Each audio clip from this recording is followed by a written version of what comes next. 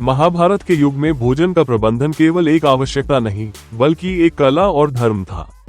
पांडवों के वनवास के दौरान ये प्रश्न अक्सर उठता था कि इतनी बड़ी संख्या में साधु संत, ऋषि मुनि और सहयोगियों के लिए भोजन का प्रबंधन कैसे होता होगा।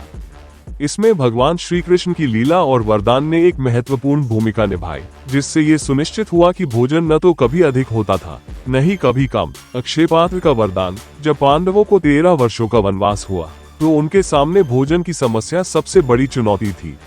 ऐसे समय में ऋषि दुर्वासा जैसे अतिथियों का आगमन भी होता, जिनका सम्मान करना धर्म था।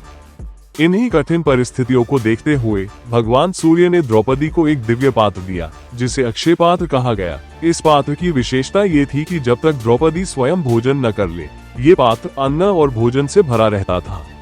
यह वरदान पांडवों के लिए एक अद्भुत समाधान बन गया। उनकी सारी चिंताएं इस पात्र के कारण समाप्त हो गई। भोजन में न अधिक न कम कैसे होता था।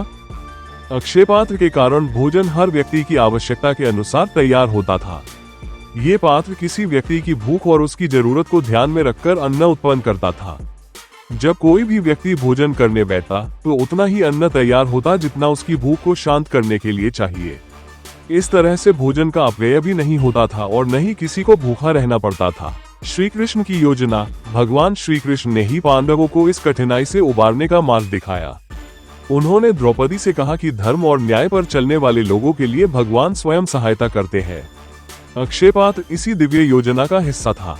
समूह का अनुशासन। पांडवों और उनके साथ रहने वाले लोग अनुशासन में रहते थे। भोजन की पंक्तियां लगाई जाती और सबसे पहले वृद्ध, बच्चे और महिलाएं खाना खाते। इसके बाद योद्धा और अन्य लोग भोजन करते। इस व्यवस्था में श्री कृष्ण की प्रेरणा झलकती थी, क्योंकि उन्होंने हमेशा समानता और अनुशासन पर जोर दिया। दुर्वासा ऋषि और श्री कृष्ण की लीला। एक दिन दुर्वासा ऋषि अपने शिष्यों के साथ पांडवों के आश्रम में आए। उन्होंने भोजन की इच्छा जताई। ये सुनकर पांडवों के मन में भय उत्पन्न हुआ, क्योंकि उस समय तक द्रौपदी भोजन कर चुकी थी और अक्षयपात्र अब खाली हो गया था। ऋषि दुर्वासा को भूखा भेजना धर्म के खिलाफ था, लेकिन उनके क्रोध को सहन करना भी असंभव था। द्रौपदी ने तब भगवान श्री कृष्ण को स्मरण किया।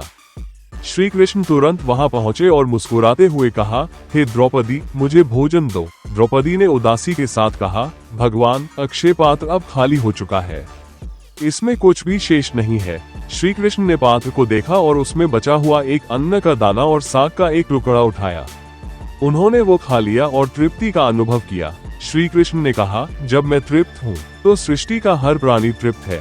इसके बाद जब दुर्वासा ऋषि और उनके शिष्य भोजन करने के लिए नदी से लौटे तो उन्होंने स्वयं को आश्चर्यजनक रूप से पूर्ण और संतुष्ट महसूस किया।